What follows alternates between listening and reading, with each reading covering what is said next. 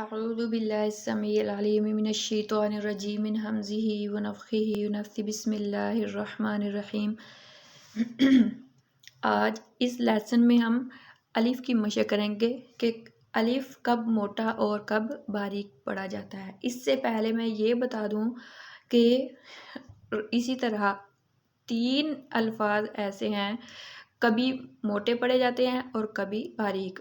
7 لفظ تو ایسے ہیں جو ہمیشہ موٹے پڑھے جاتے ہیں، جیسے خا، صاد، ضاد، غین، طا، قاف، وا۔ تو ان کا مجموعہ ہے، جیسا کہ پہلے بھی میں بتا چکی ہوں، خصہ، ضاؤ، قید۔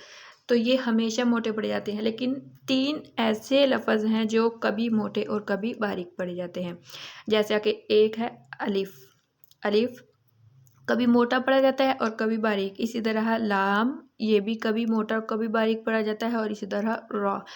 تو را جو ہے اس وقت موٹا پڑھتے ہیں جب را کے اوپر زبر اور پیش ہو، اور اگر را کے نیچے جو ہے زیر ہو تو اس کو ہرگز موٹا نہیں پڑھیں گے بلکہ باریک پڑھیں گے۔ اسی طرح جو لام ہے، لام میں جو اللہ اللہ کا لفظ ہے، اس لام کو، اللہ کے لفظ کو موٹا پڑھیں گے۔ تو الف اس وقت موٹا پڑھیں گے جب الف سے پہلے، یعنی الف سے پہلے موٹا حرف ہو تو الف موٹا پڑھیں گے، جیسے قالا، یعنی یہ جو قاف ہے موٹا پڑھیں گے، اور اس کے بعد الف ہے، یعنی الف سے پہلے موٹا لفظ ہو تو قالا، الف موٹا پڑھا جائے گا۔ اور اگر الف سے پہلے باریک لفظ ہو تو الف بھی باریک پڑھیں گے، جیسے کانا۔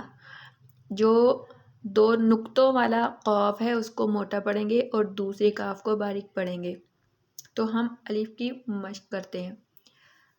خالدن، اب خا، یہ جو خا ہے یہ موٹا ہے، اس کو موٹا پڑھیں گے، خالدن۔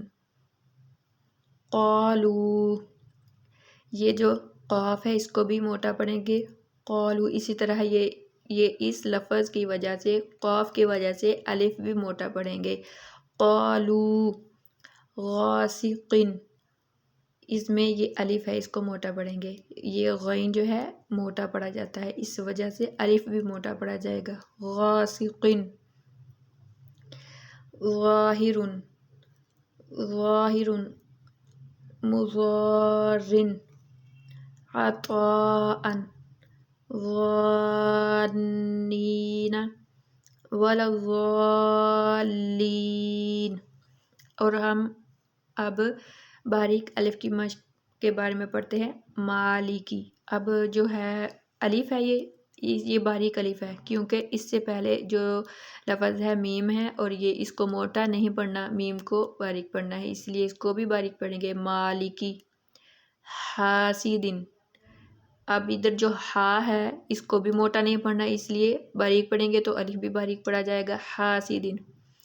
ایاکا، ہؤلاء، جاءت، جزاء، سواء، ہاجر۔ اسی طرح لام کا قاعدہ، لفظ اللہ اور اللہم کے لام سے پہلے حرف پر زبر یا پیش ہو تو لام موٹا پڑھیں گے، یعنی اللہ، یہ جو زبر اور پیش ہو تو موٹا پڑھیں گے، اور اگر زیر ہو تو باریک پڑھیں گے، جیسے قل هو اللہ احد، قل هو اللہ، یہ جو اوپر ہے کھڑی زبر ہے، یعنی زبر ہی ہے، هو اللہ، اس لام کو اللہ کے لام کو موٹا پڑھیں گے، اللہ نہیں پڑھنا، اللہ۔